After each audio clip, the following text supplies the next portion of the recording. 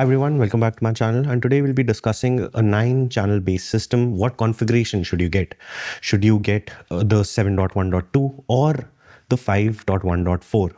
Now before we start with this, let's look at what the configuration officially should be, and this is how it should look. For a 5.1.4, you have two overheads slightly in front of you and two overheads slightly behind you. And the rest of the 5 are at ear level. But with 7.1.2, you have two overheads directly over you. And the two sides that are there with the 5.1.2 are split. Now, before we get on with this video, I just want to say which of them is the clear winner. The clear winner is 5.1.4. If you want to know the reason why 5.1.4 is the winner, then you'll have to watch the full video. Otherwise, if you're just interested which channel configuration should you go for, then 5.1.4 definitely, hands down, there is no debating it. So here comes the reason. Now, first thing, we need to look at the transmission. Now, the standard has been set by streaming platforms like Netflix, which for Dolby Atmos is 7.1.4. Now with 7.1.4, you have 11 channels, but what we want to put are 9 channels. So 2 channels are going to go to waste. Which one is that? That we have to decide. With 5.1.4, you're wasting 2 channels at ear level, and with 7.1.2, you're wasting 2 channels at height level. Now let's talk about the placement of speakers. When it comes to a 7.1.2 system, the placement of speakers, especially at ear levels, which are the surrounds, when they're split, it's kind of awkward, especially if you have speakers on, let's say, stands. That in a space which is not a dedicated home theater, that's kind of awkward. 2 speakers on your surrounds itself make it look awkward. Imagine if there are 4. It's really a nightmare, especially if you have a living room.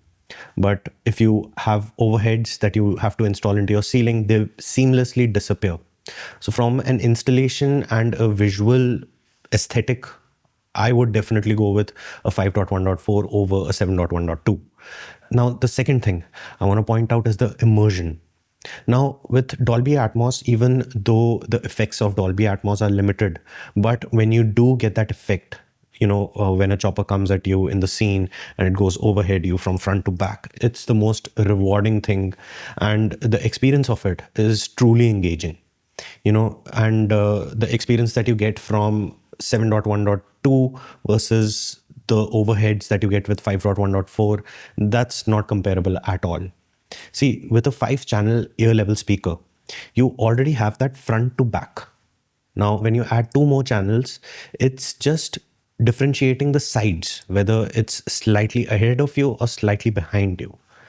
But that sensation of a sound coming from front to back, that's already there. You're just differentiating between the sounds that are there on your side.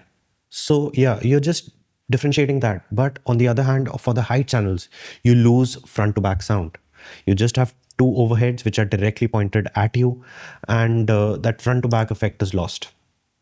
So when it comes to a 5.1.4, you have front to back effects both at ear level and for the height channels as well.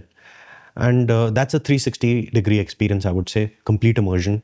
And that slight differentiation, whether the sound is slightly ahead of you or behind you, that really doesn't seem very rewarding as much as when you compare it to a height channel, when you have a front to back. That's just truly, that leaves you speechless when that happens in a scene. And of course, with both the channels, you have left to right. So that's common. We don't need to discuss that. So this is my verdict, based on convenience, aesthetics, and the immersion that you get. Clearly, 5.1.4 is the winner for a 9-channel based system versus a 7.1.2.